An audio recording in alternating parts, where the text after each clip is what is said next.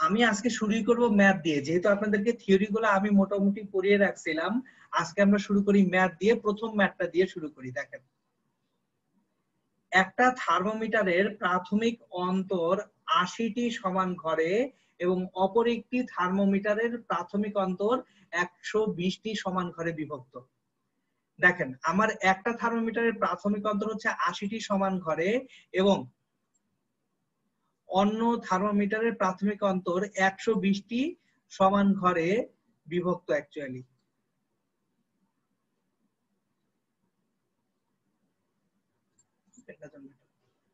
আচ্ছা, এখন দেখেন, প্রথমটির নিম্ন স্থিরাঙ্ক দেওয়া আছে 0-তে এবং দ্বিতীয়টির 60-এ অঙ্কিত। একটার স্থিরাঙ্ক দেওয়া আছে 0-তে, আরেকটার দেওয়া আছে 60-এ। দ্বিতীয় থার্মোমিটারের পাঠ 90 ডিগ্রি হলে প্রথমটিতে পাঠ কত হবে? মানে দ্বিতীয় থার্মোমিটারটার যদি পাঠটা 90 ডিগ্রি হয়, তাহলে প্রথম থার্মোমিটারের পাঠ কত হবে সেটা বের করতে বলছে। তাহলে চলেন এটা সলভ করতে শুরু করি। দেখেন, প্রাথমিক অন্তর একটাই হচ্ছে 80টা সমান ঘরে, অপরটাই কত? 120টি সমান ঘরে বিভক্ত। জিনিসটা এইভাবে চিন্তা করি আমরা। ধরেন একটা থার্মোমিটার এখানে আছে, পাশে আরেকটা থার্মোমিটার আছে। প্রথম থার্মোমিটারটা 80টা সমান ঘরে বিভক্ত, তাহলে 0 থেকে 80।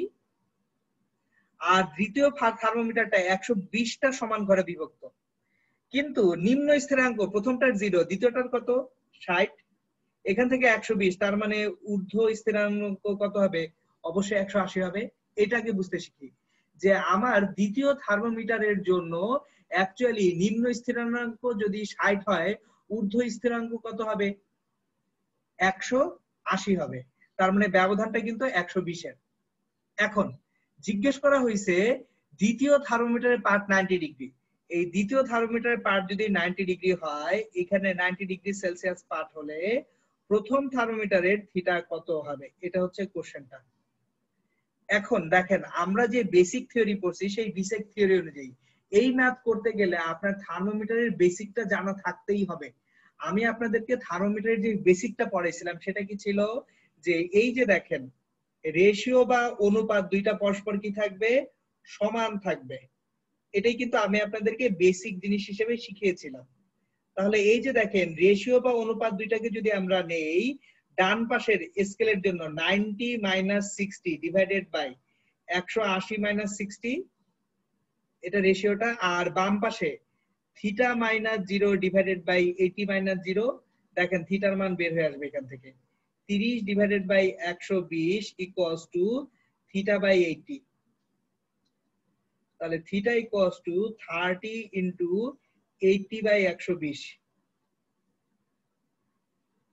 30 ইনটু 2/3,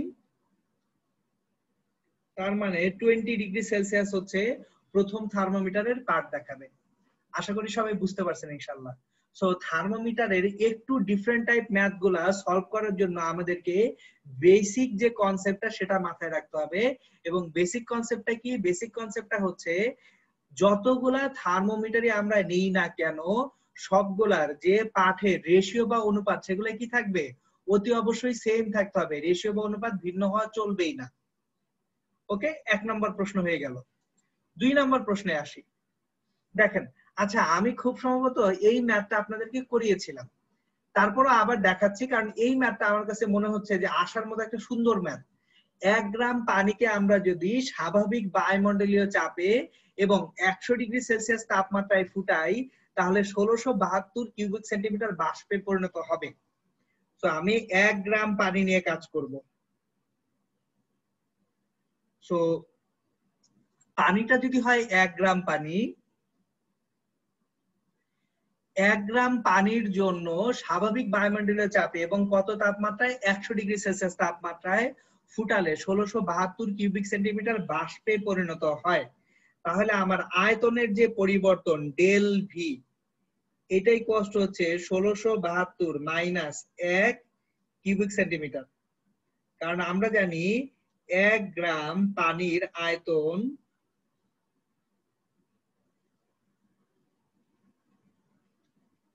1 ঘন সেন্টিমিটার।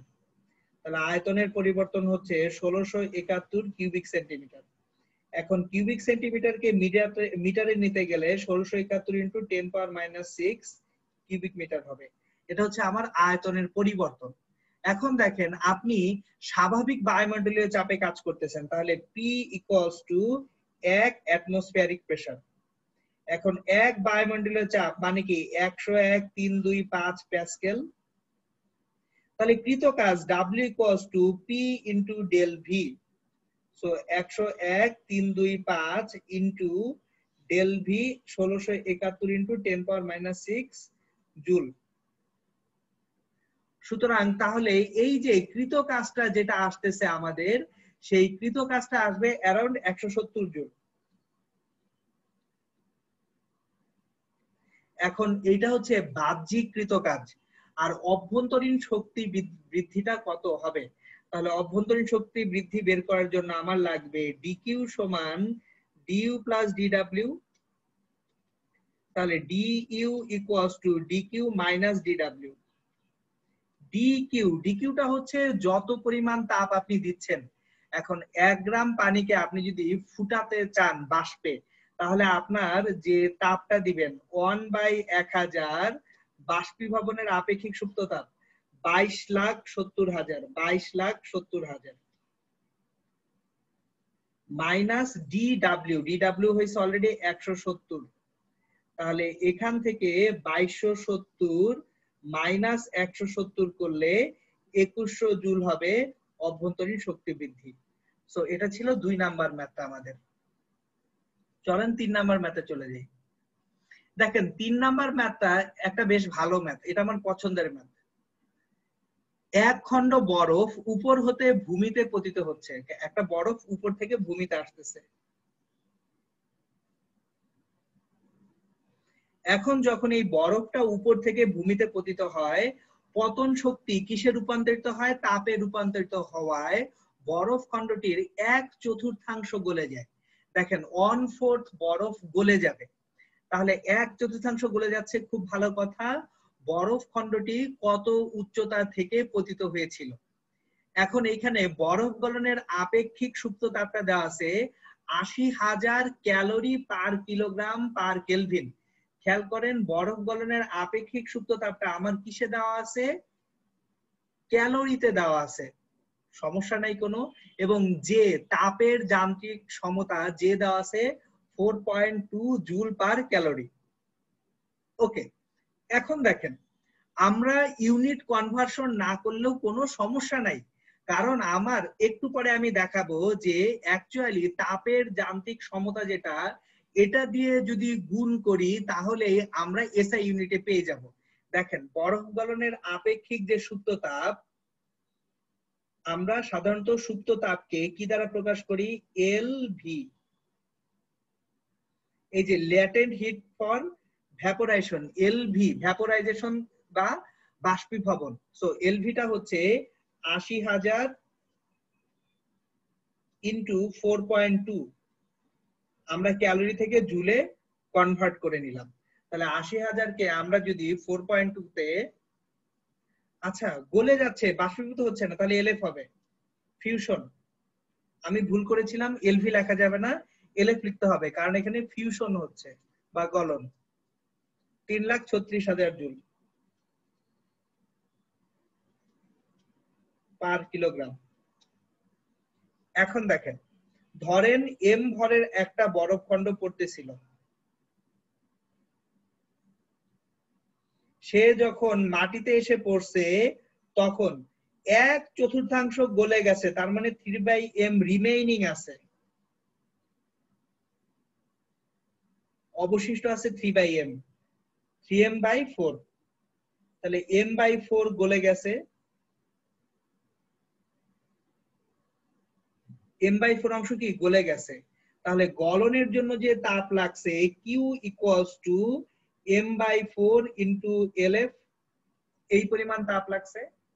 এখন এই তাপটা কোথা থেকে আসছে? বরফখণ্ড যখন পড়ছে, ধরেন H উচ্চতা থেকে পড়ছে, তাহলে এখানে বিভব শক্তিটা তাপ শক্তিতে রূপান্তরিত হয়েছে। সো বিভব শক্তি ইকুয়ালস টু তাপ শক্তি। তাহলে আমার বিভব শক্তিটা হচ্ছে mgh, তাপ শক্তি হচ্ছে m/4 ইন্টু LF। তাহলে m দুই পাশ থেকে কাটা চলে গেল, gh সমান LF/4। h বের করতে হবে, তাহলে h equals to LF/4g। So LF 3,36,000 divided by 4 into 9.8। তাহলে আমরা পাবো 3,36,000 ডিভাইডেড বাই 4 ডিভাইডেড বাই 9.8। আমরা যেটা পাবো 8,500। হোল্ড অন এ মিনিট, আমি কি ক্যালকুলেশন কোথাও ভুল করেছি? h equals to 3,36,000 divided by 4 divided by হচ্ছে 9.8।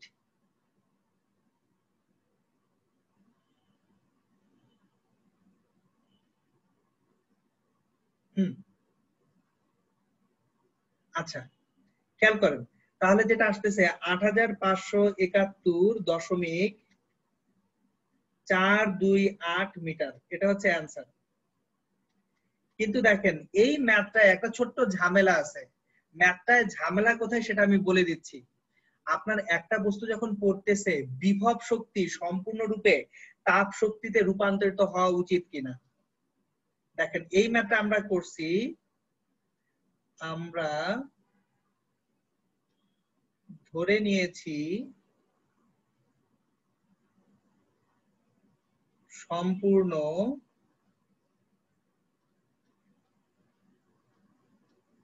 বিভব শক্তি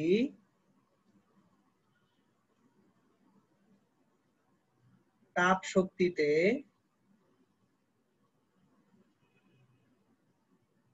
রূপান্তরিত হয়েছে। এটা আমরা ধরে নিছি। কেন ধরে নিছি? কারণ কিছু বলা নাই। যদি বলা থাকতো তাহলে সেইভাবে করতাম যে বিভব শক্তির কতটা তাপ শক্তিতে রূপান্তরিত হবে। ঠিক আছে, সো কেয়ারফুলি খেয়াল করবেন। এই যে দেখেন এখানে প্রশ্নে বলছে এতে পতন শক্তি তাপে রূপান্তরিত হওয়ায়, এখানে কিন্তু বলে নাই পতন শক্তির কতটা তাপে রূপান্তরিত হয়েছে, জাস্ট বলছে পতন শক্তি তাপে রূপান্তরিত হয়। এই জন্য আমি সম্পূর্ণ বিভব শক্তিটা তাপ শক্তিতে রূপান্তর করে দিছি। কিন্তু যদি বলে দিত পতন শক্তির অর্ধেকটা তাপে রূপান্তর হবে, তখন আমরা mgh এর হাফ অংশ নিয়ে কাজ করতাম। ওকে, একটা জিনিস খেয়াল করেন, 4 নাম্বার কোশ্চেনটা একটা ইন্টারেস্টিং কোশ্চেন। এই 4 নাম্বার কোশ্চেনটা হচ্ছে দেখেন, একটা কার্নো ইঞ্জিন আপনার তাপ উচ্ছে 4 বায়ুমণ্ডলীয় চাপে 200 লিটার আয়তনের 100 মোল গ্যাস রক্ষিত আছে। আবার এই তাপগ্রাহকে 2 বায়ুমণ্ডলীয় চাপে 200 লিটার আয়তনের 200 মোল গ্যাস রক্ষিত আছে। ইঞ্জিনটির দক্ষতা কত? এখন খেয়াল করেন, এই দুইটা গ্যাস আবার কার্যকারী পদার্থ নয়, সেটাও বলে দিছে।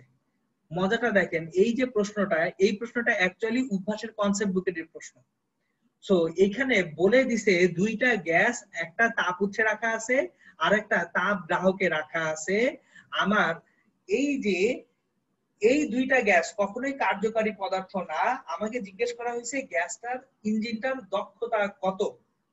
এখন একটা জিনিস খেয়াল করেন, আমি জিনিসটাকে একটু ডায়াগ্রাম আকারে দেখাই। একটা হচ্ছে তাপ উৎস,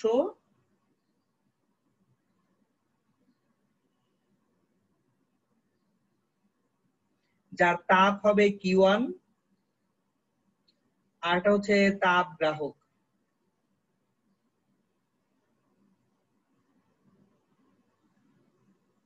যার তাপ হবে Q2। তাপ উৎসের তাপমাত্রা যদি T1 হয় এবং তাপ গ্রাহকের তাপমাত্রা যদি T2 হয়, তাহলে ইফিসিয়েন্সি ইটা ইকুয়ালস টু, আমরা কিছু যদি বলা না থাকে তাহলে অ্যাজিউম করে নিব এটা একটা প্রত্যাগামী প্রক্রিয়া।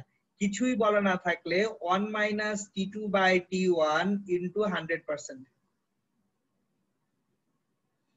এখন আমি T1 T2 কিভাবে ফাইন্ড আউট করব? দেখেন, তাপ উচ্ছে 4 বায়ুমণ্ডলীয় চাপে আপনি একটা গ্যাস রাখছেন, 4 বায়ুমণ্ডলীয় চাপে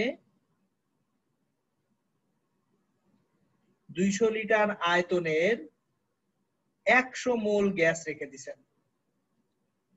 তাহলে এই যে দেখেন এইখানে P1 4 অ্যাটমসফিয়ার, V1 200 আর N1 সমান কত 100। তাহলে P1 V1 equals to N1 R T1। তাহলে এখান থেকে T1 টা বের করি, P1 V1 divided by N1 R। So P1 হচ্ছে 4, V1 হচ্ছে 200 ডিভাইড বাই N1 হচ্ছে 100, R হচ্ছে 8.314। এখন একটা জিনিস খেয়াল করেন, বলেন তো কোথায় ভুল করছি? কারণ P1 টা আমি আর বায়ুমণ্ডলীয় চাপ অ্যাটমসফিয়ারিক প্রেসারে রাখতে পারবো না কিন্তু। সো P1 টা আমার নিতে হবে কিসে? P1 টা নিতে হবে SI ইউনিটে। কিন্তু আমি আপনাদের বলবো এইখানে না এই ঝামেলায় যাওয়ার দরকার নাই, আপনি T1 টা এইভাবে রাখেন, দেখাচ্ছি। আমার আলটিমেটলি 1 - T2/T1 করতে হবে না। দেখেন জিনিসটা আমি আপনাদের বুঝিয়ে বলি। এখানে যেহেতু রেশিও বা অনুপাত, T1 তাহলে আসতেছে P1 V1 divided by N1 R, R T2 আসবে তাহলে P2 V2 divided by N2 R into 100%। So তাহলে 1 minus P2 V2 divided by N2, আর আর কাটি কাটি করে দেই, into N1 divided by P1 V1 into 100%। তাহলে মানগুলা বসাই এখন। P2 কত দেওয়া আছে? সেকেন্ড যে তাপ গ্রাহক, এখানে 2 বায়ুমণ্ডলীয় চাপ, এখানে গ্যাস রাখা আছে 200 লিটার আয়তনের, এবং এইখানে N2 হচ্ছে 200 মোল। তাহলে P2 2, V2 200, N2 200,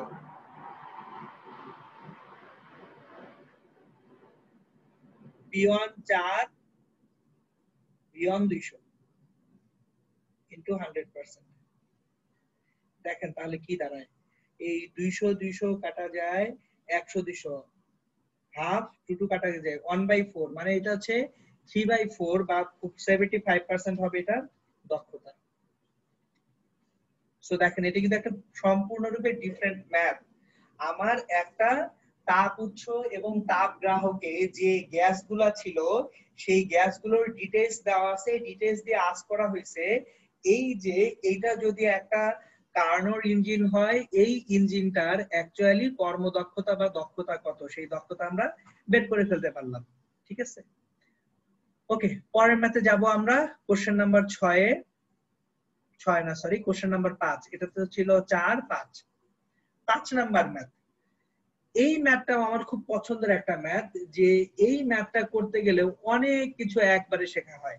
মানে আমি অ্যাকচুয়ালি 5 এবং 6 এই দুইটাই হচ্ছে তাপগতিবিদ্যার প্রথম সূত্র রিলেটেড ম্যাথ, এবং তাপগতিবিদ্যার প্রথম সূত্র সম্পূর্ণরূপে ক্লিয়ার হয়ে যাবে আপনার যদি এই দুইটা ম্যাথ করা থাকে। চলেন আমরা শুরু করি।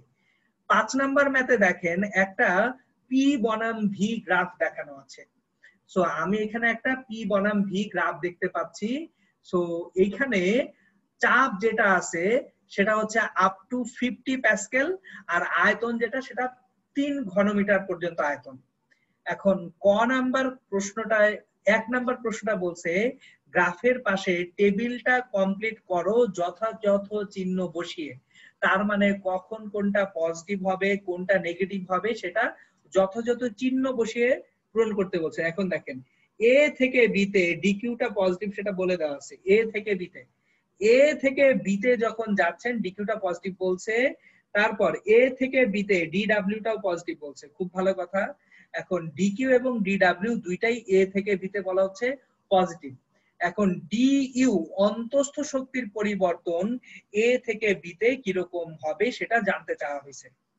এখন খেয়াল করেন আমার এ থেকে বি যে প্রসিডিউরটা আছে, এ থেকে বি তে আপনার চাপ সমান থেকে আয়তন বাড়তেছে। কথাটা বুঝবেন যে আমার চাপ সমান থেকে আয়তন বাড়তেছে, তার মানে গ্যাসের কি হচ্ছে, প্রসারণ হচ্ছে। সো চাপ সমান থেকে যদি আয়তন বাড়ে গ্যাসের প্রসারণ হয়, সেক্ষেত্রে অন্তস্থ শক্তির পরিবর্তন কিরকম হবে সেটা আমাদের এখানে জানতে চাওয়া হয়েছে। সো এখন তাহলে একটা জিনিস খেয়াল করেন, আমি একটা গ্যাসের চাপ একই রেখে আয়তন কখন বাড়াতে পারবো? চাপ একই রেখে আয়তন বাড়াতে পারবো যদি তাপ প্রদান করি। সো এই যে এ থেকে বি তে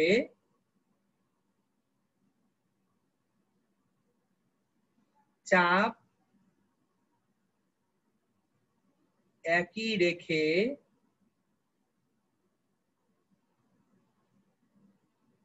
আয়তন বাড়াতে হলে অবশ্যই তাপমাত্রা বাড়বে। তাহলে এই ডিউটা পজিটিভ হয়ে যাবে, তাপমাত্রা বেড়ে ডিউটা পজিটিভ হবে। জিনিসটা বোঝেন, আপনি একটা গ্যাসের চাপ একই রাখছেন কিন্তু আয়তন বাড়াচ্ছেন। এখন চাপ একই রেখে আয়তন যদি বাড়াইতে চান, গ্যাস অণুগুলাকে ছুটাছুটি বাড়াইতে হবে না? ছোটাছুটি বাড়াইতে হলে গতিশক্তি বাড়াইতে হবে, আর গতিশক্তি বাড়ানো মানে কি? তাপমাত্রা বাড়ানো। সুতরাং আপনি যদি চাপ একই রেখে আপনার গ্যাসটার আয়তন বাড়াতে চান তাহলে অবশ্যই তাপমাত্রা বাড়াইতে হবে। তাপমাত্রা বাড়াইলে অন্তঃস্থ শক্তির পরিবর্তন কি হয়? ধনাত্মক হয়। এর জন্য ডিউটা ধনাত্মক হচ্ছে। এরপর আসি বি থেকে সিতে। দেখেন বি থেকে সিতে ডি ডাব্লিউটা বলা আছে 0, কৃতকাজ 0। কেন কৃতকাজ 0? খুব সিম্পল, বি থেকে সিতে আপনার আয়তন কিন্তু একই আছে, চাপের পরিবর্তন হয়ে গেছে আয়তন একই থেকে। ডি ইউ অন্তঃস্থ শক্তির পরিবর্তনটা এখানে পজিটিভ দেওয়া আছে। ওকে, তাহলে একটা জিনিস খেয়াল করি, আমার এখানে কিছুই করার দরকার নাই। ডিকিউ সমান ডিইউ প্লাস ডিডব্লিউ। ডিকিউ যেহেতু বাম পাশে, এটা পজিটিভই হবে কারণ ওই ডান পাশেরটার সঙ্গে সমান হওয়ার জন্য। আর সি থেকে এতে ডিকিউটাকে নেগেটিভ বলা, ডিডব্লিউটাকে নেগেটিভ বলা। সি থেকে এতে যখন আমি আসতেছি, সি থেকে এতে আমার অ্যাকচুয়ালি চাপ কি হচ্ছে? কমে যাচ্ছে না? চাপ কমতেছে, আয়তনও কমতেছে। তাহলে চাপ এবং আয়তন যদি দুইটাই কমে তাহলে খেয়াল করেন চাপ কমে গেছে, তার মানে চাপ কমলে অণুগুলোর মধ্যে সংঘর্ষ কমবে না? তো সংঘর্ষ কমলে তাপমাত্রা কমবে। তাহলে সি থেকে এতে এইভাবে ডিফাইন করি, চাপ কমায় অণুদের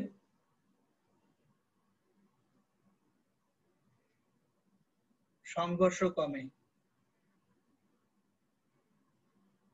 তাপমাত্রা কমে। তাহলে তাপমাত্রা কমলে অন্তঃস্থ শক্তি কি হবে? নেগেটিভ হবে। এই যে দেখেন চারটা কমপ্লিট করা শেষ। তাহলে 1 নম্বরের অ্যান্সার আমরা করে ফেললাম। এখন আমার এখানে 2 নম্বরে বলছে পুরো প্রসেসটার জন্য কাজের মান বের করো। তাহলে আমরা এক তো অ্যান্সার করে ফেলছি, এবার আসি 2 নম্বরে। সো এক যেহেতু অ্যান্সার করে ফেলছি, এই অংশটুকুকে নাই করে দিই আমরা।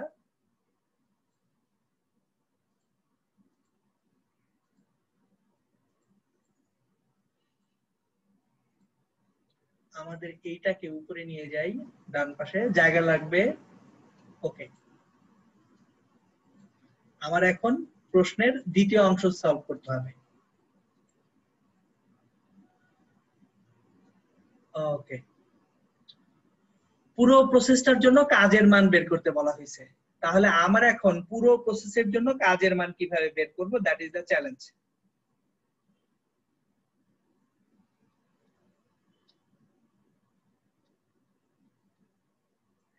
আমার অ্যাকচুয়ালি এ থেকে বি, বি থেকে সি, সি থেকে এ, 3টা অংশ।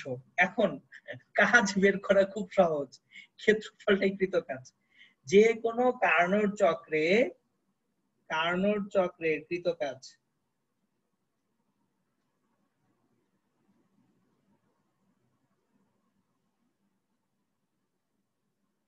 আবদ্ধ অংশের ক্ষেত্রফল।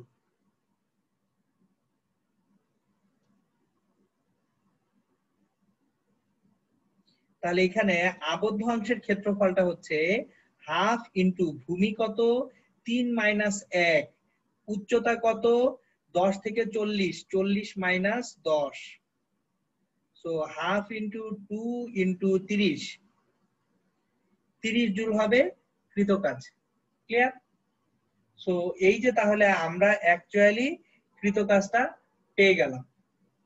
ওকে, এখন আমরা নেক্সট প্রবলেমে চলে যাব। দেখেন এটা কিন্তু তাহলে সহজ প্রবলেম ছিল এবং এগুলা এমসিকিউ টাইপ প্রবলেম হয়ে যেতে পারে। আমরা কোশ্চেন নাম্বার 6 পড়ব।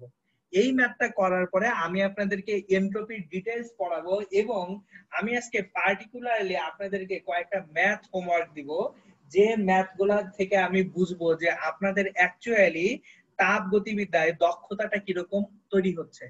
সো আসেন আগে 6 নাম্বার ম্যাথটা করি। আচ্ছা আমি কার্নোট চক্র থেকে আর ম্যাথ করাবো না, কারণ কার্নোট চক্রের ম্যাথ মোটামুটি আমি দেখিয়ে দিছি, ঝামেলাপূর্ণ যেগুলা সেগুলা দেখিয়ে দিছি। আর এইখানে এই কার্নোট চক্র থেকে বুয়েট পরীক্ষা বলেন, ডিউ পরীক্ষা বলেন, এখানে বোর্ড পরীক্ষার বাইরে তেমন কিছু আসে না। সো চলেন এখন দেখি, এই যে ম্যাথটা দেখতে পাচ্ছেন এই ম্যাথটা অ্যাকচুয়ালি তফাজ্জল স্যারের বইয়ের একটা ম্যাথ, এবং আমার এই ম্যাথটাও খুব পছন্দের এই কারণে এই ম্যাথটা আপনার তাপ গতিবিদ্যার প্রথম সূত্রের কনসেপ্টকে অনেক বেশি ক্লিয়ার করে দিবে। তো আমি এই ম্যাথটা সব সময় করাই, আগেও করাইছি, আবার করাবো, বারবার করব, কিন্তু মাথাটাকে ক্লিয়ার করে করব। এখন দেখেন এসিবি পথে কোন সিস্টেমকে এ থেকে বি অবস্থানে যদি নেওয়া হয়, এসিবি পথে একটা সিস্টেমকে এ থেকে বি অবস্থানে নিব, তাহলে 200 জুল ব্যবস্থা কর্তৃক শোষিত হয় এবং সিস্টেম 100 জুল কাজ সম্পন্ন করে। তাহলে সিস্টেম কর্তৃককৃত কাজ ডিডব্লিউ সমান 100 জুল, আর তাপের শোষণ হচ্ছে ডিকিউ সমান 200 জুল। এখন আমি আপনাদেরকে পড়ানোর সময় খুব ভালো মতো বলে দিছিলাম, যদি তাপ শোষিত হয় সেটা ধনাত্মক, তাপ বর্জিত হলে সেটা কি ঋণাত্মক। তাহলে 200 জুল তাপ শোষিত হয়েছে, এটা কি কাজ? ধনাত্মক তাপ। 100 জুল কাজ কে করছে? সিস্টেমটা করছে। তাহলে ডিডব্লিউ সমান 100 এবং ডিকিউ হচ্ছে 200 জুল। তাহলে ডিকিউ সমান ডিইউ প্লাস ডিডব্লিউ। এখন একটা জিনিস খেয়াল করেন, এখানে কোন পথে দেখতেছি? এসিবি পথে দেখতেছি, তাহলে DU ACB. So DQ 200, DU ACB কত আমি বের করতে চাই, আর ডিডব্লিউটা হচ্ছে 100। সো ডিইউ এসিবি, এসিবি পথে অন্তঃস্থ শক্তির পরিবর্তন 100 জুল। এখন অলওয়েজ একটা জিনিস মাথায় রাখবেন, অন্তঃস্থ শক্তি নির্ভর করে শেষ অবস্থান ও আদি অবস্থানের উপরে। অন্তঃস্থ শক্তি কোন পথে আপনি যাচ্ছেন তার উপরে ডিপেন্ডেন্ট না। এমসিকিউ ইনফরমেশন, সো লিখে রাখছি, অন্তঃস্থ শক্তি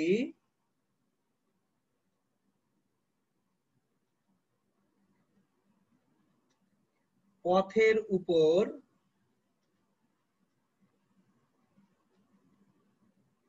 নির্ভরশীল নয়।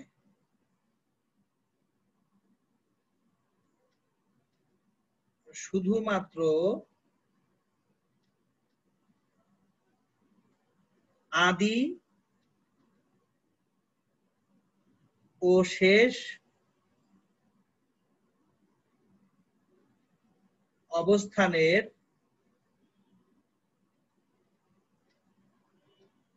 শক্তির উপর নির্ভরশীল।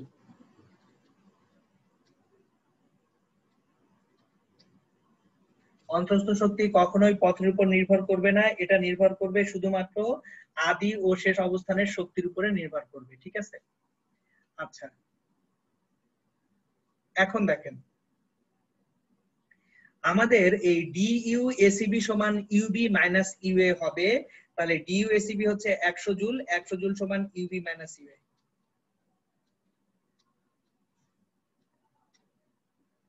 এখন একটা জিনিস খেয়াল করেন, আমাদের কোশ্চেনের এই যে 3 নাম্বার অংশে ইউ এ সমান 0 বলে দিছে, ইউ এ সমান কত বলা আছে? 0 বলা আছে। তাহলে ইউ এ যদি 0 হয়, এখান থেকে আমরা এটাও পেয়ে যাই, ইউবি সমান 100 জুল। সো আমরা কিছু জিনিসপত্র পেয়ে গেলাম, ইউ এ 0, ইউবি 100 জুল। তাহলে বি বিন্দুর অন্তঃস্থ শক্তি 100 জুল, সেটা পাওয়া গেল। বি বিন্দুর অন্তঃস্থ শক্তি কত হচ্ছে? 100 জুল হচ্ছে। আর এ বিন্দুর অন্তঃস্থ শক্তি 0 হয়ে যাচ্ছে। এবার আমরা একটা একটা করে ম্যাথের অ্যান্সার গুলো করতে শুরু করি। সো তাহলে আমরা ম্যাথের অ্যান্সার গুলো যখন করতে শুরু করব,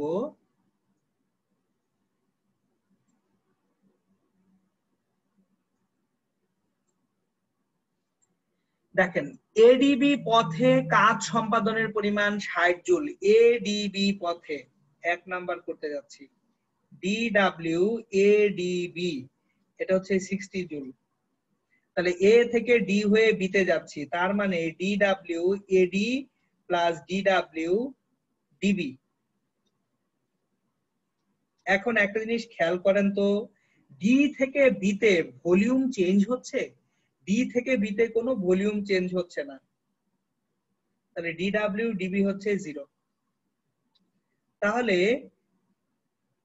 এডি পথে পুরো কাজটা হচ্ছে ডিডব্লিউ এডি সমান 60 joule.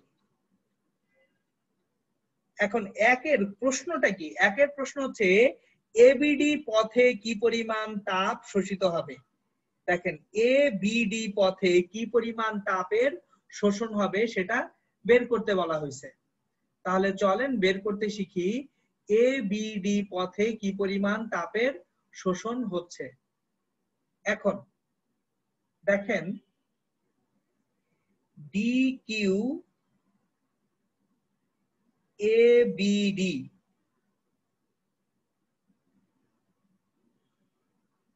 equals to du abd plus dw abd, ঠিক আছে? এখন দেখেন আমার অ্যাকচুয়ালি খেয়াল করেন এখানে কিন্তু জানতে চাইছে এবিডি পথে, এডিবি বলে নাই, এবিডি।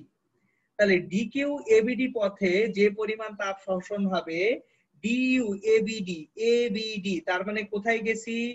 ডিতে গেছি। কোথা থেকে? এ থেকে, UD minus UA plus DW ABD ABD পথে কৃত কাজ। এখন একটা জিনিস খেয়াল করেন, এডিবি পথে কৃত কাজ আর এবিডি পথে, হোল্ড অন এ মিনিট, এখানে একটা ভুল আছে। এখানে প্রশ্নের একটা প্রিন্টিং মিস্টেক অতি অবশ্যই আছে। আমি যেহেতু উদ্ভাসের কনসেপ্ট বুক থেকে কোশ্চেনটা তুলছি, এটা এবিডি হওয়ার কথা না, এটা এডিবি হওয়ার কথা। এটা অবশ্যই ভুল করছে না, এটা এডিবি হবে।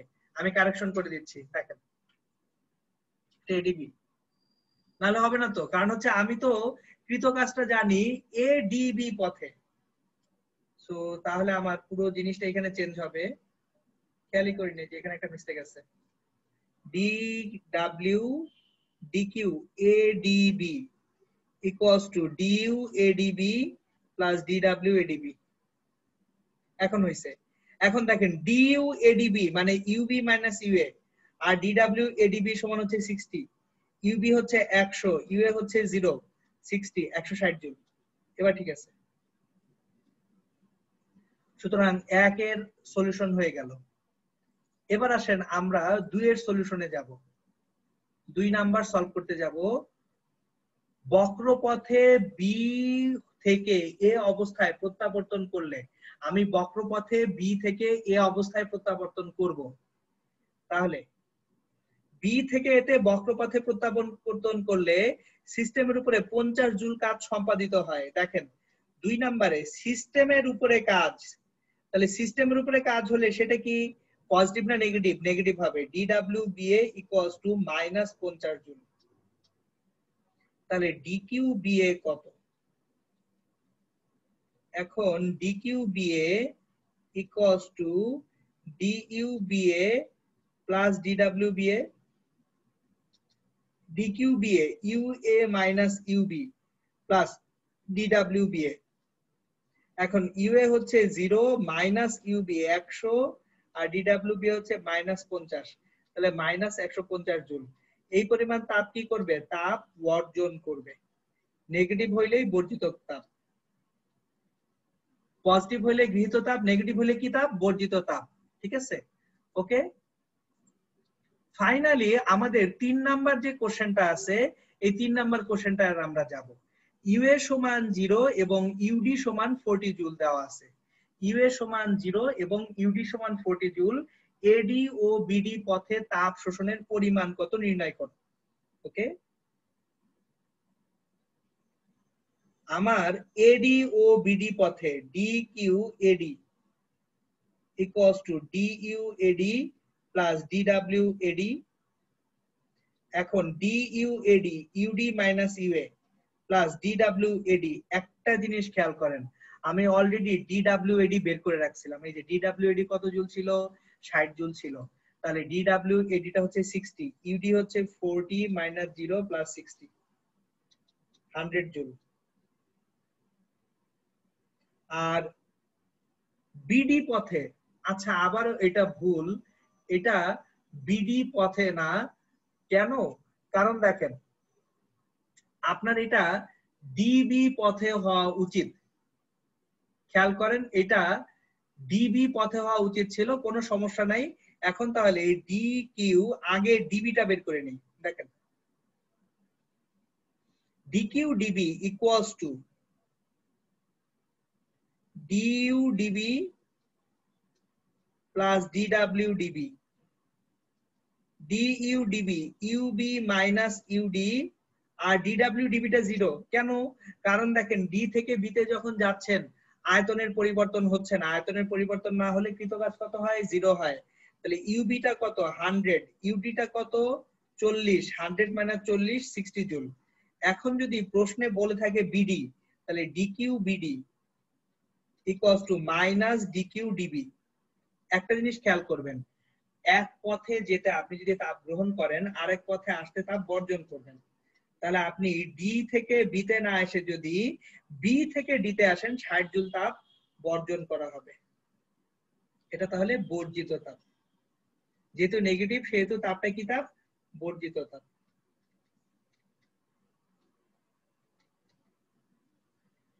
ওকে, এই হচ্ছে আমাদের তাহলে তাপগতিবিদ্যার প্রথম সূত্র রিলেটেড এবং দ্বিতীয় সূত্র বা কার্নোট চক্র রিলেটেড কিছু সমস্যা। এখন আমি চলে যাব এনট্রপি ও এনট্রপির পরিবর্তনে। এনট্রপি ও এনট্রপির পরিবর্তন।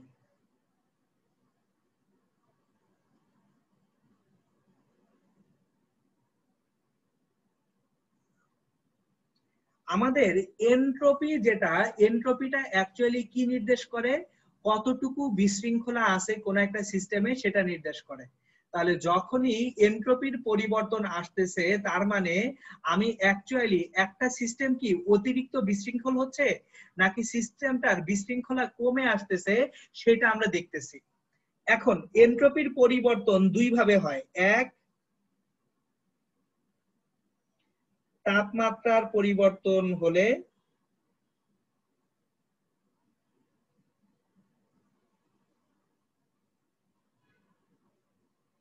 যদি তাপমাত্রার পরিবর্তন হয়, অবস্থার পরিবর্তন না, তাপমাত্রার পরিবর্তন, তার মানে কি পদার্থের স্টেট বা অবস্থার কোনো পরিবর্তন হয় নাই, সেক্ষেত্রে ডিএস দিয়ে যদি এনট্রপির পরিবর্তন নির্ধারণ করি, এমএস লন T2/T1,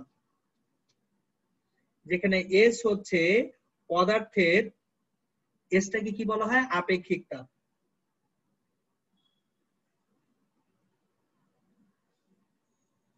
T1 প্রাথমিক তাপমাত্রা, T2 চূড়ান্ত তাপমাত্রা, এটা নিয়ে টেনশনের কিছু নাই। আর যদি তাপমাত্রার পরিবর্তন না হয়ে অবস্থার পরিবর্তন হয়,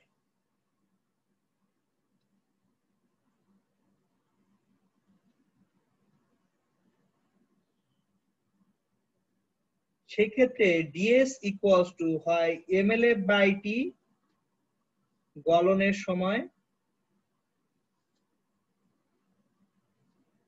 এলএফটা কি? গলনের আপেক্ষিক সুপ্ত তাপ,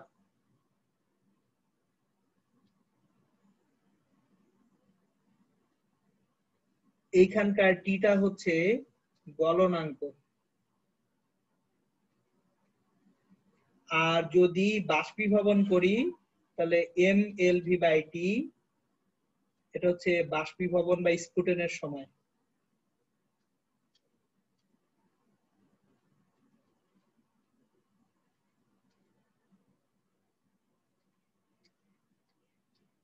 এলভি হচ্ছে বাষ্পীভবনের আপেক্ষিক সুপ্ত তাপ।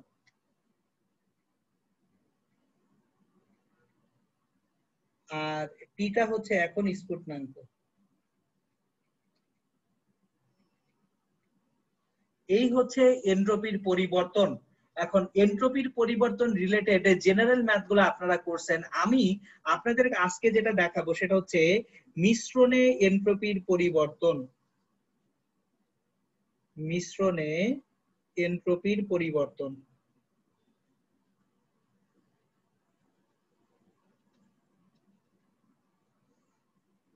আমরা যদি কোনো একটা মিশ্রণ তৈরি করি, ওই মিশ্রণে এন্ট্রপির পরিবর্তন কিরকম হবে সেটা দেখবো। একটা কোশ্চেন করি। 20 ডিগ্রি সেলসিয়াস তাপমাত্রার 4 কিলোগ্রাম পানির সাথে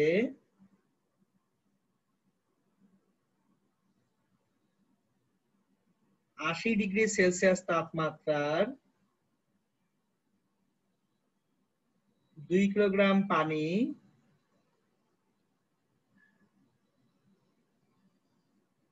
মিশ্রিত করলে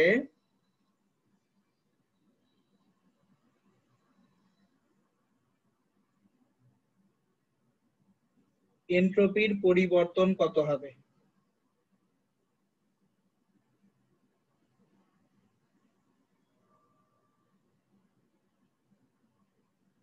দেখেন, আমি 20 ডিগ্রি সেলসিয়াস তাপমাত্রার 4 কিলোগ্রাম পানির সাথে অ্যাকচুয়ালি 80 ডিগ্রি সেলসিয়াস তাপমাত্রার 2 কিলোগ্রাম পানি মিশ্রিত করতেছি।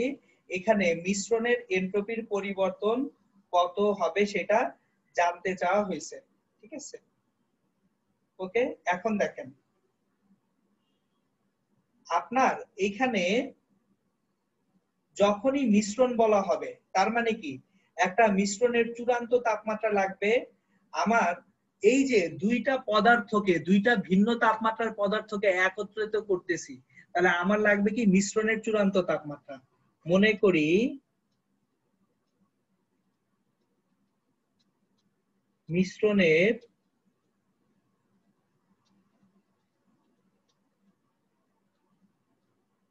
চূড়ান্ত তাপমাত্রা হচ্ছে থিটা।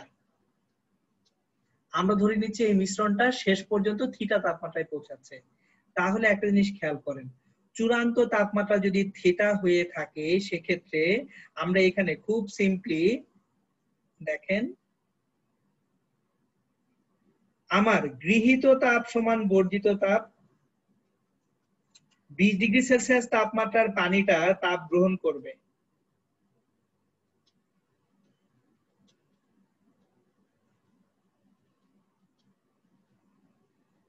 আর 80 ডিগ্রি সেলসিয়াস তাপমাত্রার পানিটা তাপ বর্জন করবে, কিন্তু তারা থিটাতে পৌঁছাবে। এখন দেখেন, গৃহীত তাপ যখন করতে যাব M S del theta, theta minus 20, জিনিসটা বুঝছেন? এটা হচ্ছে এমন, আমার 4 কিলোগ্রাম পানি সে থিটা 1 তাপমাত্রায়, থিটা তাপমাত্রায় পৌঁছাবে, আর 80 ডিগ্রি সেলসিয়াস তাপমাত্রার পানি সে থিটা তাপমাত্রায় নেমে আসবে। এই যে, তাহলে এখান থেকে আমরা থিটা পাবো। এমন হচ্ছে 4, এস তো কাটাকাটি চলে যাচ্ছে, একই পদার্থ, থিটা মাইনাস 20, আর এম টু হচ্ছে 2 কিলোগ্রাম, 80 মাইনাস থিটা, তাহলে 4 থিটা, অ্যাকচুয়ালি আবারও 2 কাটাকাটি করে দেই, 2 theta minus 40 equals to 80 minus theta. সুতরাং আমরা এখান থেকে যেটা পাবো 3 theta equals two 120, theta equals two 40 degree Celsius. এই যে দেখেন, মিশ্রণের চূড়ান্ত তাপমাত্রা তাহলে 40 ডিগ্রি সেলসিয়াস। এখন এই যে 20 ডিগ্রি সেলসিয়াস তাপমাত্রার পানি,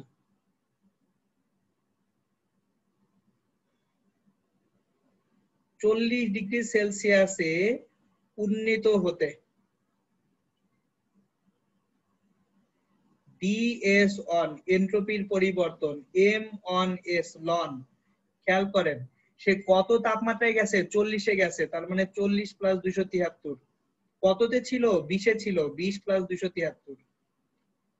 তো এমনটা হচ্ছে 4 into 4200 into ln 313 divided by 293। তাহলে 4 into 4200 into ln 313 divided by 293, 1109.3 joule per kelvin. এটা হচ্ছে আপনার ঠান্ডা পানিটা যখন গরম হচ্ছে, উত্তপ্ত হচ্ছে, তার জন্য এন্ট্রপির পরিবর্তন। আর গরম পানিটা ঠান্ডা হয়ে যাচ্ছে না। সো গরম পানিটা যখন ঠান্ডা হচ্ছে 80 ডিগ্রি সেলসিয়াস তাপমাত্রার পানি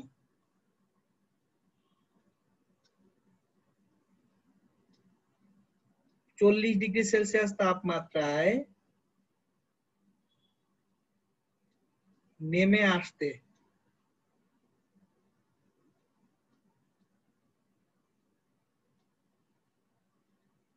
এনট্রপির পরিবর্তন, এটাকে বলি যদি DS2 equals two M2S loan. দেখেন সে নেমে আসছে 40-এ, 40 প্লাস 273 ছিল কোথায় 80 প্লাস 273, 2 ইন্টু 4200 লন 313 ডিভাইডেড বাই আপনার এখানে আসবে 353। So 313 by 353 ln 313 divided by 353, এটা ইন্টু 8400 মাইনাস 1010.22। তাহলে মোট এনট্রপির পরিবর্তন DS equals to DS1 plus DS2। So DS1 টা কত বের হয়েছিল? DS1 বের হয়েছিল 1109.3, 1109.3 বের হয়েছিল DS1। 1109.3 minus 1010.22, 1109.3 minus 1010.22, 99.08। তাহলে একটা জিনিস খেয়াল করেন, কোনোভাবেই এনট্রপির পরিবর্তন আপনার নেগেটিভ করা পসিবল না। সো সব সময় এনট্রপি বাড়বে।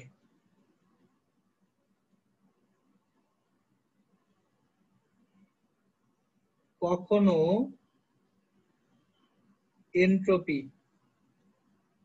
শূন্য বা ঋণাত্মক হওয়া সম্ভব নয়। মানে টোটাল সিস্টেমের এনট্রপি কখনোই শূন্য হবে না, ঋণাত্মক হবে না। এখন দেখেন এটা তো আমি করে দিলাম, কিন্তু আমি বলতেছিলাম আপনাদেরকে আমি একটা হোমওয়ার্ক দিব। সো হোমওয়ার্কের একটা সেগমেন্ট আমি করব আর একটা সেগমেন্ট আপনাদেরকে দিব, কারণ বোর্ড পরীক্ষার জন্য এটা ইম্পর্টেন্ট। হোমওয়ার্কটা এটা অ্যাকচুয়ালি আমাদের যে ভর্তি পরীক্ষায় দেওয়ার সম্ভাবনা খুবই কম। কেন? কারণ হচ্ছে অ্যাকচুয়ালি এত বড় প্রশ্ন দেয় না, কিন্তু বোর্ড পরীক্ষায় যেহেতু আমার অনুধাবনমূলক প্রশ্নে 4 নম্বর থাকে, 4 নম্বর মানে 12 মিনিট সময় আছে একটা কোশ্চেন করার জন্য। সো অনুধাবনমূলক প্রশ্নে এটা আসতেই পারে। তাহলে চলেন কোশ্চেনটা দেখি। কোশ্চেন, সরি অনুধাবন না, মানে উচ্চতর দক্ষতা, ঘ নাম্বার হিসেবে সৃজনশীল প্রশ্নে থাকতে পারে কোশ্চেনটা। কোশ্চেনটা হচ্ছে -10 ডিগ্রি সেলসিয়াস তাপমাত্রার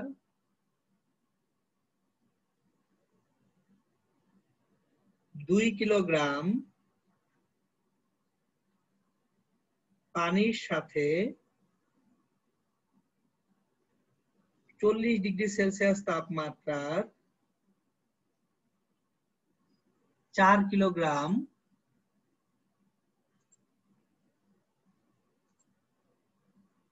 পানি মিশ্রিত করা হলে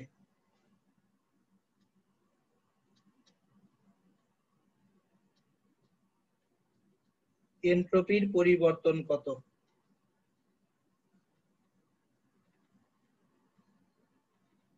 দেখেন আমি কিন্তু একটা ভুল করছি। ভুলটা কি, এখানে পানি লিখে ফেলছি।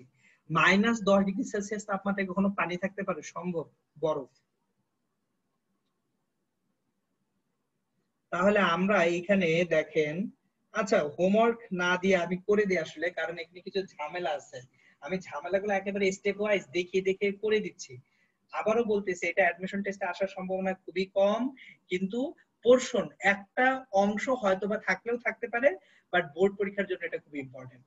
-10 ডিগ্রি সেলসিয়াস তাপমাত্রার কত কিলোগ্রাম বরফ?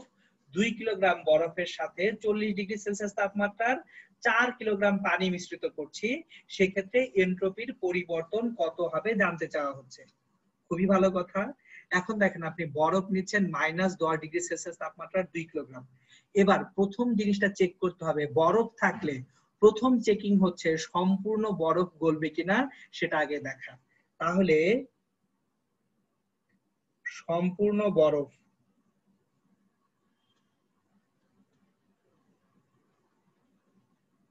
গলার জন্য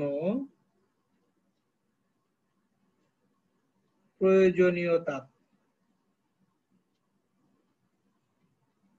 পুরো বরফটা গলার জন্য কত তাপ লাগবে, কিউ ইকুয়ালস টু, দেখেন প্রথমেই লাগবে হচ্ছে 2 ইন্টু বরফের আপেক্ষিক তাপ কত 2100 না, -10 ডিগ্রি থেকে তাকে কোথায় আসতে হবে, জিরোতে আসতে হবে না, জিনিসটা বুঝেন। কিউ সমান এম এস ডেল থিটা, আগে -10 ডিগ্রি থেকে সে 0 ডিগ্রিতে আসলো, এবার 0 ডিগ্রির বরফ 0 ডিগ্রির পানিতে পরিণত হবে, তাহলে 2 ইন্টু 3,36,000। তো দুইটা ভাগে ভাগ করছে, প্রথম অংশটা হচ্ছে -10 ডিগ্রি সেলসিয়াসের বরফ থেকে 0 ডিগ্রি সেলসিয়াসের বরফ হবে, তারপর 0 ডিগ্রি সেলসিয়াসের বরফ 0 ডিগ্রি সেলসিয়াসের পানিতে কনভার্টেড হবে। এখন তাহলে 2100 গুণন 2 4200 আরো 10 42,000 প্লাস 6,72,000, তো 42,000 যোগ 6,72,000 7,14,000, এত জুল লাগবে আমার সম্পূর্ণ বরফ গলার জন্য। এখন যে উত্তপ্ত পানি নিছেন 40 ডিগ্রি সেলসিয়াস তাপমাত্রার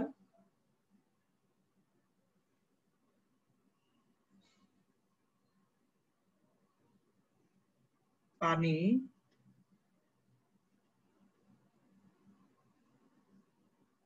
40 ডিগ্রি সেলসিয়াস তাপমাত্রার যে পানি আছে সেটা সর্বোচ্চ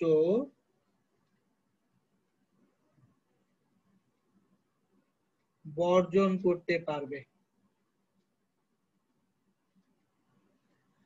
40 ডিগ্রি সেলসিয়াস তাপমাত্রার পানিটা যেটুকু বর্জন করতে পারবে সেটা হচ্ছে আপনার Q prime equals to 4 into 4200 into 40 থেকে সে জিরোতে নামতে পারবে। দেখেন পানির পক্ষে সর্বোচ্চ কততে নামা সম্ভব, জিরোতে নামা সম্ভব, এর থেকে নিচে তো নিজে নিজে নামতে পারবে না, অটো বরফে পরিণত হইতে পারে না।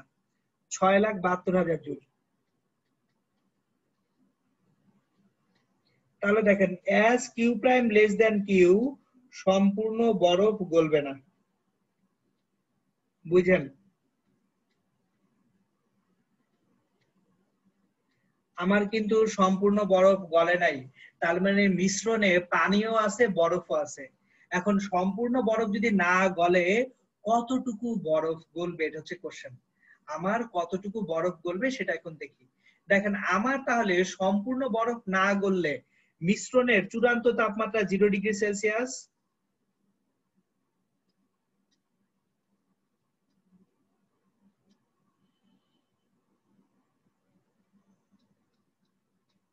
এখন খেয়াল করেন সম্পূর্ণ বরফ গলতেছে না, কিন্তু আমার অ্যাকচুয়ালি এই যে -10 ডিগ্রি সেলসিয়াস তাপমাত্রার 2 কিলোগ্রাম বরফ 0 ডিগ্রির বরফে পরিণত হতে কত লাগে, 42,000 জুল লাগে। তাহলে জিনিসটা দেখেন, -10 ডিগ্রি সেলসিয়াস হতে 0 ডিগ্রি সেলসিয়াসের বরফ হতে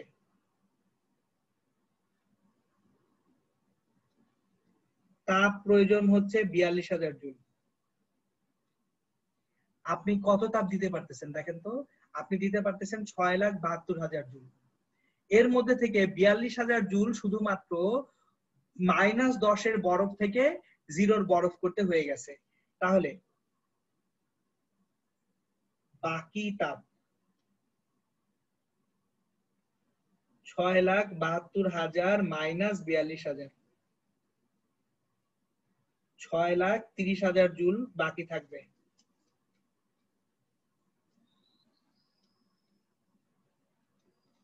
বুঝেন, এই যে উত্তপ্ত পানি যে তাপ ছাড়তে পারবে তার মধ্যে 42,000 জুল দিয়ে আমি কি করতেছি, -10 ডিগ্রির বরফকে 0 ডিগ্রির বরফে আগে আনবো। এরপর বাকি যে তাপটা, এই যে দেখেন এই 6,72,000 জুল থেকে 42,000 জুল, এটা যাবে কি করতে, 6,72,000 থেকে 42,000 জুল যাবে শুধুমাত্র বরফটাকে 0 ডিগ্রির বরফে পরিণত করতে। তাহলে 0 ডিগ্রির বরফে পরিণত করার পরে বাকি তাপ দিয়ে কি করব, 0 ডিগ্রির পানিতে পরিণত করব না। তাহলে বাকি তাপ যেটা আছে 6,30,000 জুল। তাহলে বরফ গলবে 6,30,000 ডিভাইডেড বাই 3,36,000 কিলোগ্রাম। কারণ 1 কিলোগ্রাম গলাতে 3,36,000 দরকার। তাহলে 6,30,000 জুল দিয়ে অ্যাকচুয়ালি গলবে কতটুকু সেটা বের করে নিচ্ছি। 1.875 কিলোগ্রাম বরফ গলবে। বাকি বরফ কিন্তু বরফ আকারেই থেকে যাবে। তাহলে একটা জিনিস খেয়াল করেন, মিশ্রণে বরফ থাকবে। 2 কিলোগ্রাম বরফ নিছিলেন, এটা থেকে 1.875 গলাতে পারছেন। তাহলে বরফ রয়ে গেছে মিশ্রণে 125 কিলোগ্রাম। আর পানি থাকবে, মিশ্রণে কতটুকু পানি থাকবে, আগে পানি ছিল 4 কিলোগ্রাম, নতুন ভাবে পানি তৈরি হয়েছে 1.875। তাহলে 4 প্লাস 1.875 5.875 কিলোগ্রাম। এটা হচ্ছে মিশ্রণের চূড়ান্ত অবস্থা। এখন দেখেন ঝামেলা এখনো শেষ হয়নি, এনট্রপির পরিবর্তন। তাহলে দেখেন কি হচ্ছে এখানে, এই যে 0.125 কিলোগ্রাম বরফ কিন্তু বরফই রয়ে গেছে, এটা গলে নাই। স্টেপ ওয়াইজ খেয়াল করি, দেখেন একটু খেয়াল করেন। 2 কিলোগ্রাম -10 ডিগ্রি সেলসিয়াস তাপমাত্রার বরফ, এর পুরোটাই 0 ডিগ্রি সেলসিয়াস তাপমাত্রার বরফে পরিণত হয়েছে। এই জন্য এনট্রপির পরিবর্তন DS1 ইকুয়ালস টু m কত 2, s কত বরফের জন্য 2100, লন 0 তে আসছে 273, -10 263 তে ছিল। তো এই স্টেপে এনট্রপির পরিবর্তন 2 × 2100 × লন 273/263, 156.73 জুল পার কেলভিন। এরপর 1.875 কিলোগ্রাম 0 ডিগ্রি সেলসিয়াস তাপমাত্রার বরফ,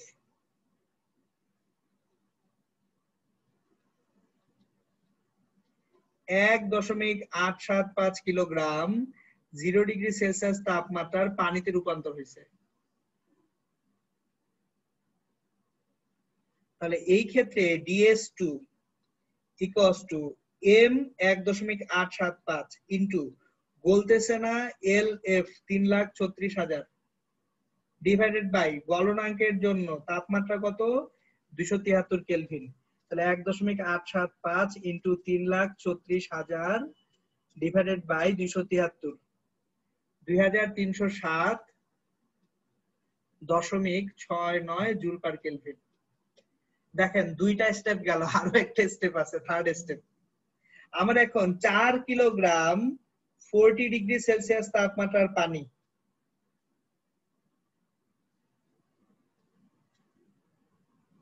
সে নেমে আসবে 4 কিলোগ্রাম 0 ডিগ্রি সেলসিয়াস তাপমাত্রার পানিতে।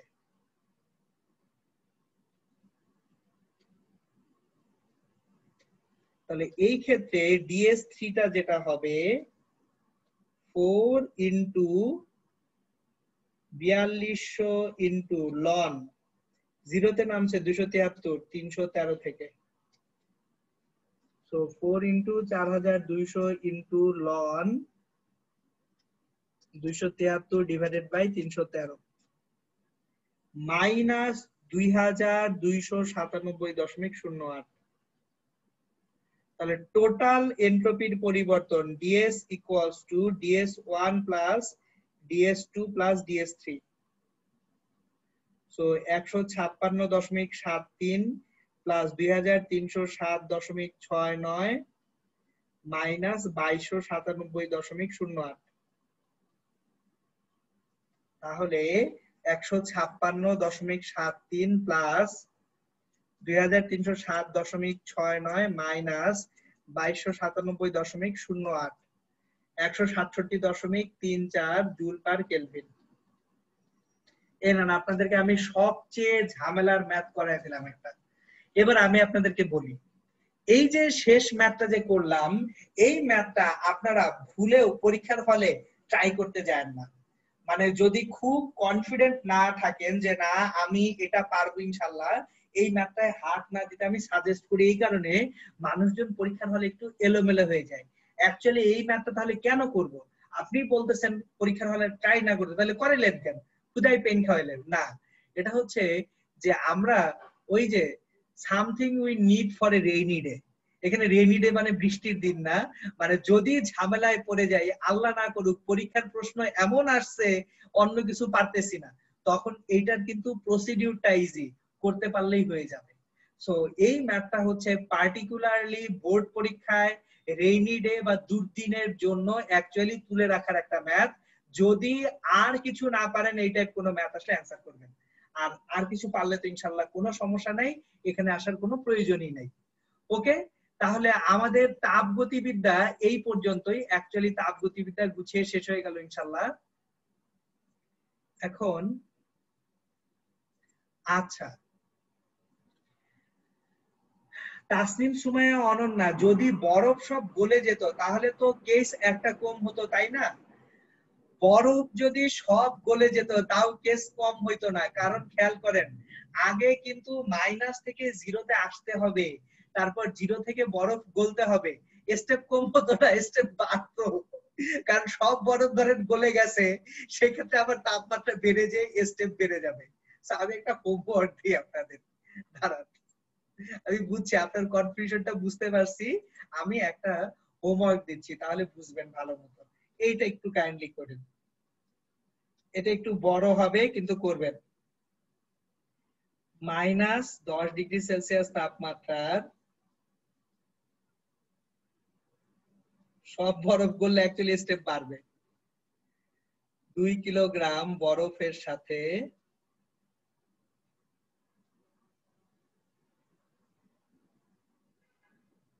4 কিলোগ্রাম ভরের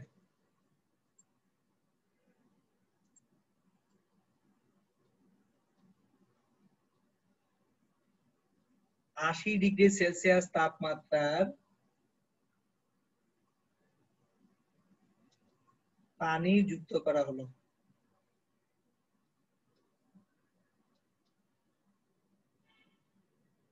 মিশ্রণের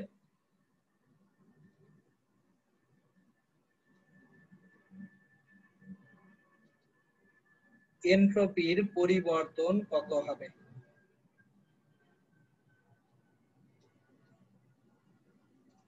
দেখেন এইখানে আপনার যদি সম্পূর্ণ বরফ গলে, জিনিসটা কি হবে? বরফ তো গলবে, গলার পরে সেটা আবার আরেকটা তাপমাত্রায় উঠে যাবে না? ফলে প্রথমে -10 থেকে 0°তে আসবে, 0°র বরফ থেকে 0°র পানিতে রূপান্তর হবে, এরপর 0°র পানি থেকে আবার অন্য একটা টেম্পারেচারে উঠবে। সো স্টেপ আসলে বাড়বে। এই ম্যাথটা আরেকটু বড় হবে, কিন্তু এই ম্যাথটা আপনারা করবেন, এটা আপনাদের হোমওয়ার্ক। আপনাদের আরো একটা কাজ আছে, সেই কাজটা বলতেছি। আমি আপনাদের গ্রুপে একটা ফার্স্ট পেপারের জন্য রিটেন পুরো একটা এক্সামের 30টা কোশ্চেনের একটা শীট আপলোড করছিলাম। আপনাদেরকে নেক্সট শনিবারের আগে চেষ্টা করবেন ওইটার ম্যাথ গুলা করে আমাকে মেসেঞ্জারে পাঠাতে, আমি দেখতে চাই আপনাদের কি দশা, কি অবস্থা। আবার রিপিট করতেছি, আমি গ্রুপে একটা পিডিএফ শীট দিয়ে দিছিলাম 30টা ম্যাথের। ওই ম্যাথ গুলা আপনারা করছেন কিনা আমি জানি না, কিন্তু আমার এখন চেক করতে হবে আপনারা করতেছেন কিনা। আমি অবশ্যই সমাধান করে দিব, কিন্তু তার আগে আপনাদের ওই ম্যাথ গুলা করে সাবমিট করবেন, দেখে আপনাদের কি অবস্থা, তারপর আমি ওগুলার সমাধান দিব ইনশাল্লাহ। ঠিক আছে? ওকে, তাহলে আজকে এই পর্যন্তই। কারো কোনো কোশ্চেন থাকলে কোশ্চেন করতে পারেন, ক্লাস নেওয়া শেষ এখন।